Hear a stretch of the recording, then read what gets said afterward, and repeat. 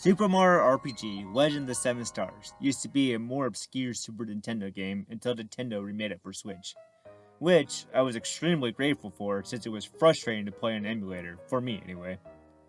Combining the epic story and gameplay of a Final Fantasy game with the charm of a Mario game, this was everything I could have hoped for as a kid, and still as an adult. The entire game has a lot of great little episodes in it, but one scene in particular stood out to me as a kid. Sure, Mallow's story might be a little cliche now. I mean, orphan never knows his parents until one day he discovers they've been looking for him his whole life, has been done so many times now. But when I stumbled upon the wish that Mallow's parents made on Star Hill, the moment hit me hard.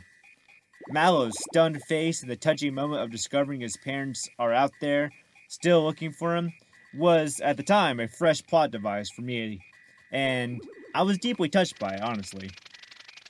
It wasn't so much that as you're playing the game you stumble upon Mallow's parents' wish, but really Mallow's story up to this point. When you first meet him, he's this sniveling, crying puffball who gets robbed in the Mushroom Kingdom and needs Mario to help him get his money back. When you take him back to his home, his grandfather, Frog Fuchsius, I'm guessing derived from Confucius, more on that later, surprises everyone, which is to say, nobody, except for Mallow, I guess, that he is, in fact, not a frog. I still love the reaction of Mallow and all the tadpoles coming in with genuine shock at the news. Mallow starts crying again, but this time out of his fear and lack of faith in himself that he can go on this adventure since he's just a simple tadpole, as he says. This is what makes his story feel more relatable to me. He has such a simple fear that people can often overlook because this really is a genuine fear that a lot of us have when you think about it. Going out of our comfort zones to something new and different, and leaving the people we're used to being around and don't want to betray by leaving is absolutely something that I dread. It affected me a lot more honestly as an adult than as a kid because when I played the remake, I was going through a divorce at the time, and even now I'm actually leaving my career of teaching that I've had for 10 years. So having to take a leap of faith and trust that something will be waiting for me is a lot scarier doing it IRL than seeing it in a game or story on the screen. Seeing Mallow go from crybaby to finding his parents' wish and then eventually meeting them and discovering he's a prince gives me some hope that there's some sort of story we all have to follow.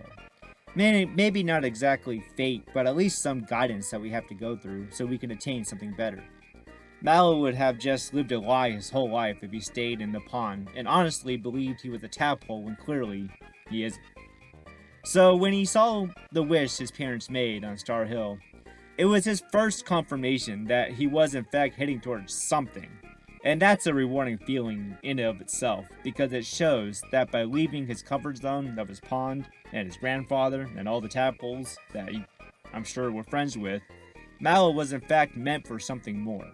Just like we all are when we have the courage to leave out on our own. This brings me back to the whole Frog Fuchsius thing.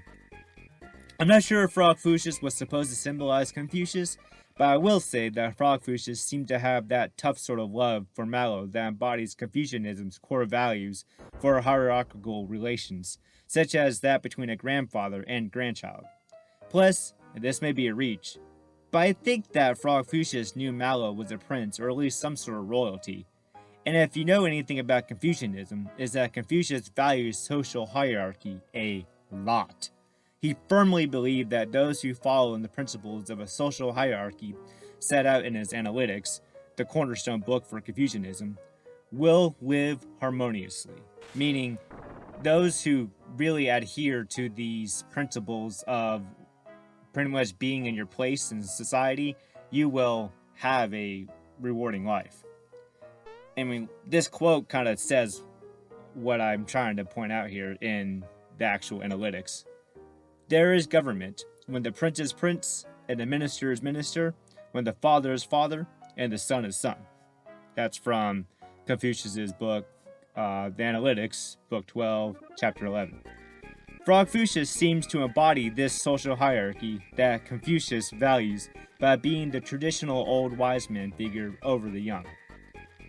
So my theory is that Frog Fuchsius, being the representative of Confucius, knows that Mallow is a prince and wishes for him to achieve his rightful place in the social hierarchy by getting out of his comfort zone and becoming a ruler, in this case, a prince.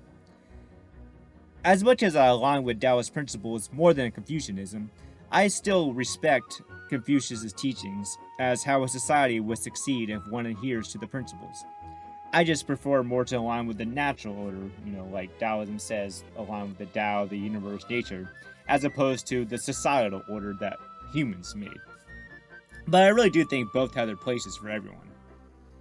And I really think that's what hit me the most here from this story, is that Mallow took the plunge, left his comfort zone, and realized he was a prince when he met his parents later on in the game. And I just think that is a rewarding feeling in of itself that we don't really see or value much when we see the story over and over again, but we actually live that in our lives and we have to face that unknown ourselves. This kind of story is really a comfort when we really are scared. What's out there? Is something gonna catch me? What if I leave my job that's been my security for so long? What if I leave my friends who have been, behind me every step of the way? It's scary.